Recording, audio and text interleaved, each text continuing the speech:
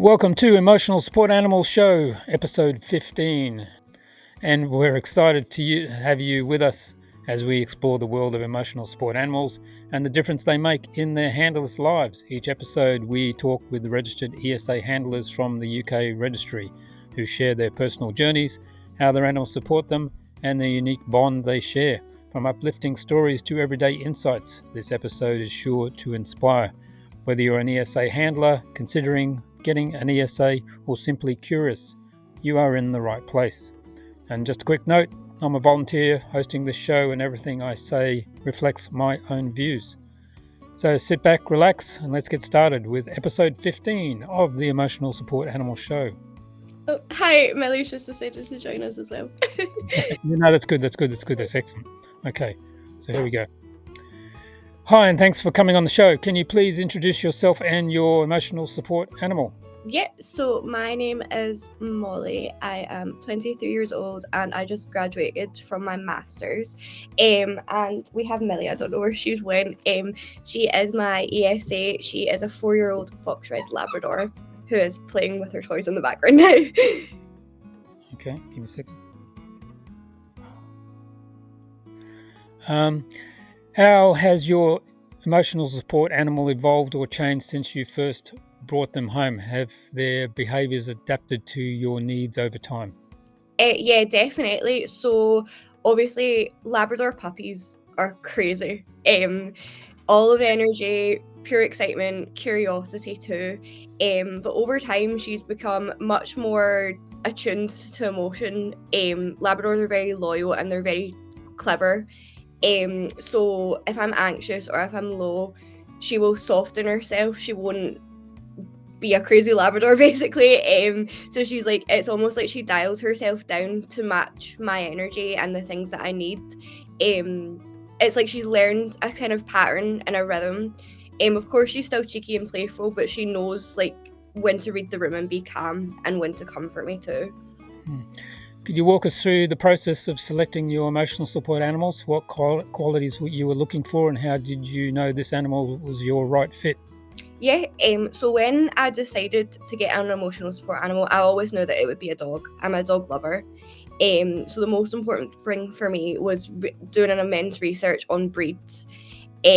So I spent a lot of time thinking about the temperament of different kind of animals, and Labradors are just great. They've got a natural instinct for empathy, which really appealed to me as someone who's so highly sensitive.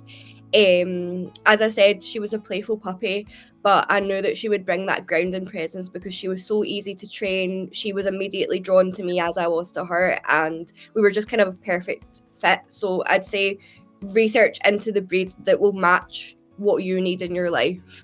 And that's kind of how we do it. In what ways does your emotional support animal interact with your daily self-care routines like exercise, meditation, or therapy sessions? So she just fits perfectly into my life. She's kind of woven herself into every part of my routine. She's more than welcome at my therapy sessions. We go on long walks every day, which kind of gets me up early in the morning, even on days where it's quite hard to get out of bed and stuff.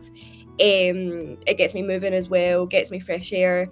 When I'm reading or writing or having downtime, she's always there right next to me, just kind of head on my lap or something, always kind of like, she's just always there.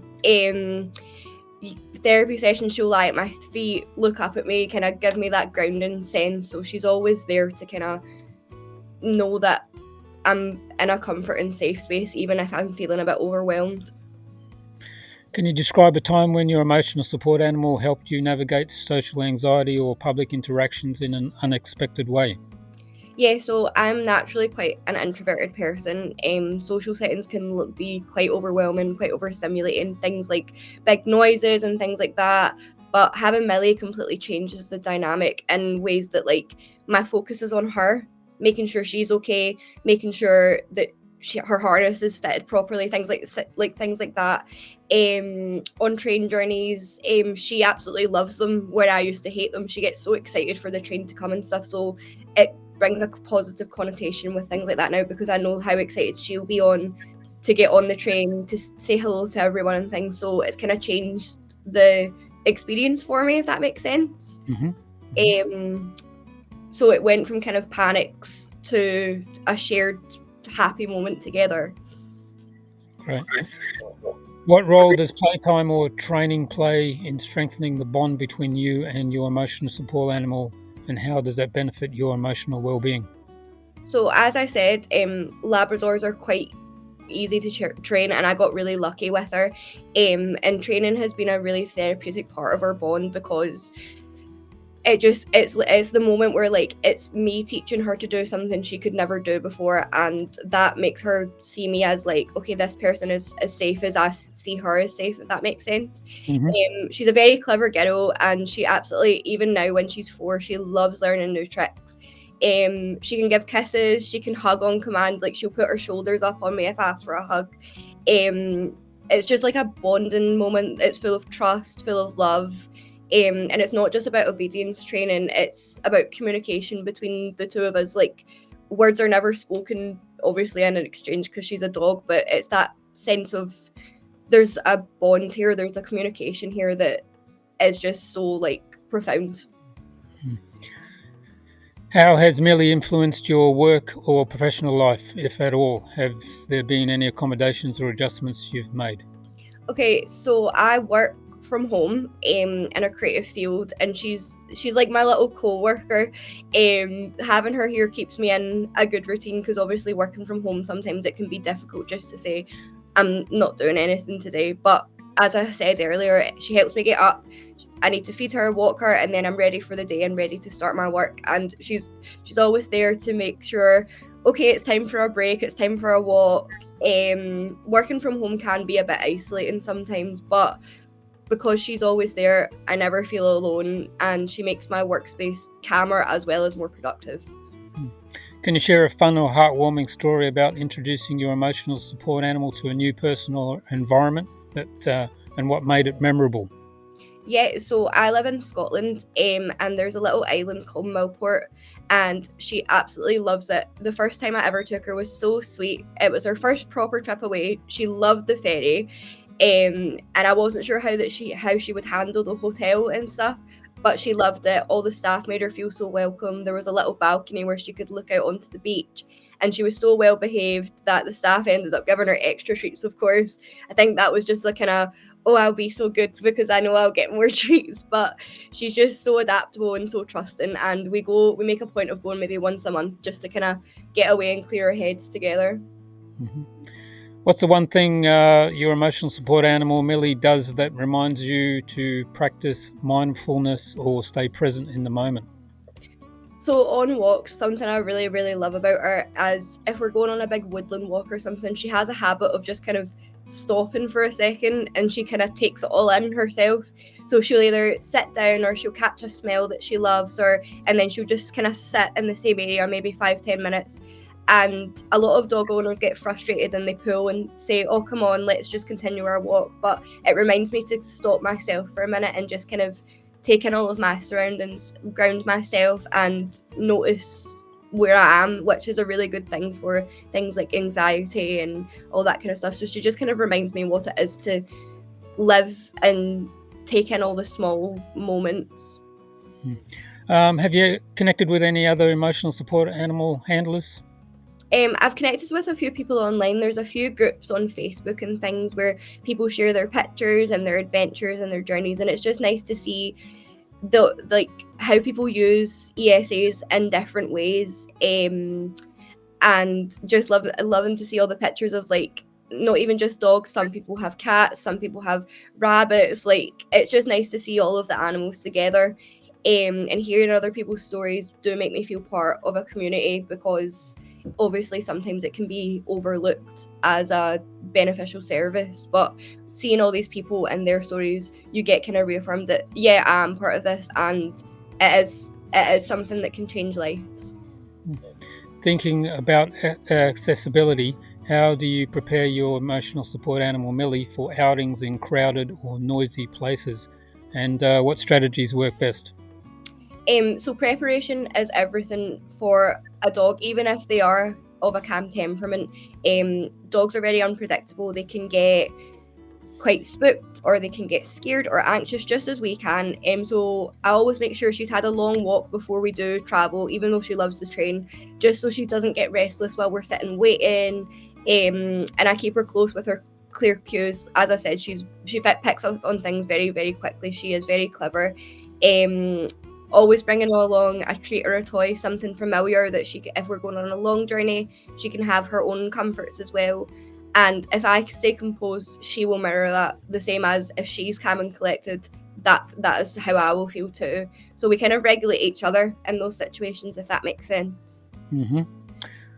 What's a common myth about the training or certification of emotional support animals that you have encountered, and how would you set the record straight?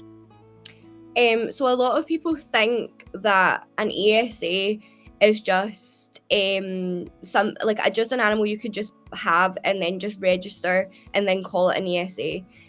That's not true. They don't need specialized training the same way that a service dog does, or a service animal. But their role is about genuine companionship. Like, the relationship has to work. You have to have some sort of like disadvantage in life, like an illness or things like that. You have to have a sign off from your doctor, like, to prove kind of that you need it. It's not just like, oh, I'll just do this so I have more benefits for my animal, if that makes sense. I can take my pet everywhere. Yeah, exactly. They do require like the license documentation from a mental health professional or whatever. It's not a loophole or anything like that. It's a legitimate form of care that people do need. They need that like kind of label to have the accessibility that we do have, because if I didn't have Millie everywhere with me, that it wouldn't be a good situation. For someone new to emotional support animals, what resources, books, websites, professionals would you recommend for getting started responsibly? So as I said, like, obviously you need a sign off from a mental health professional. So I would recommend getting started by talking to your psychiatrist or therapist or GP, whatever you see for your mental health needs. And then from there, looking towards charities like the ESA and reading their reviews, their reputation, all of that kind of stuff, rather than just like those quick registration sites which aren't legitimate. Honestly, as well, as I said, spend time researching what kind of animal, what kind of breed is going to work for you, and your goal is to find a companion whose energy balances yours and will like uplift your life, rather than just have a pet that you're going to end up neglecting, or like if they don't do, like if they're not like a magical dog that can like cure all their kind of like illnesses, like their care is just as important as our care is. So you need to take that into consideration, that you will still have the responsibility of a pet. How do you balance your emotional support animals' needs with your own during times of high stress or when your condition flares up? So it is definitely a balance. Obviously, like when moods are low, motivation is low too. So when I'm overwhelmed, I focus on still keeping a routine, but keeping it a bit more simple. So shorter walks, more quiet time together, things that will calm both of us, rather than high energy, let's go like a 2-hour circuit around the park and all that kind of stuff, because then she'll be high energy for the rest of the day. Obviously, like I mentioned before, you can't neglect your pet. It's still a responsibility. So you have to, no matter what, you have to make this work for both of you. You have to still keep them in the routine. They have to have, like, whatever animal you've got, you need to know their daily basic needs that they can't go without, because they have to slot into your routine no matter how you're feeling. Looking ahead, how do you envision your life with Millie in the coming years, and what hopes do you have for greater public awareness about emotional support animals? I see Millie as the most constant part of my life. So wherever I end up, wherever she takes me, she will always be a part of it. She's just like, she's more than just a companion. She's my best friend, and she's part of my day. Like, she's the best part about my day. And she's my structure, and she's my safe space. For the hope of the future of ESA, I hope that awareness does continue to grow, and obviously things like this show hopefully will help and will make more people aware of emotional support animals and the benefits and kind of take away from the stigma that it's just an excuse or it's just a loophole, because it's really, really not. I hope it's understood that they're not just indulgences, but they're essential for people like me who struggle with their mental health. They make independence and stability grow more, and it makes us genuinely possible to live life some days. So I hope that people kind of can understand that. Obviously not to the same level as a service animal, but they basically are. They do help us so much. Yeah. I just found out there's a new site out there that you can register without any medical issues. Yeah. And So, it's usually like a £10-20 fee or something. It's like a quick scamming cash yeah. grab. Yeah, well, this site actually charges slightly more for the, what the UK Registry UK charges. You don't need medical stuff, and you only get a card. That's it. You don't get anything else. So. Yeah, that's not good at all. No. Well, hopefully things like this will bring awareness that there are legitimate organisations that can give you the real documentations and can like help. Are you going to say hi? Are you coming to say hi? There she's joining us at the end. Hello, Millie. Hello, are you saying hi? She's full of kisses always. Hi. Who's that? Who's that? Millie. Millie, look. Who's that? Oh, that's great. Okay, so that's it. Thank you for coming on the show. It's been much appreciated. And if you have an emotional support animal out there and would like to come on the show, please contact the Emotional Support Animals Registry UK, and they will get hold of me, because I'm the volunteer who does this show. And their website is www.esaorguk.com. And don't get scammed by the other one. Yeah. And thank you to all those viewers watching this show. As I said, I'm an independent volunteer host, and the views are mine. Please subscribe to the channel. If you have not yet done so, hit the thumbs up, and of course, share the video link on your social media. And Millie, thank you very much. Thank you.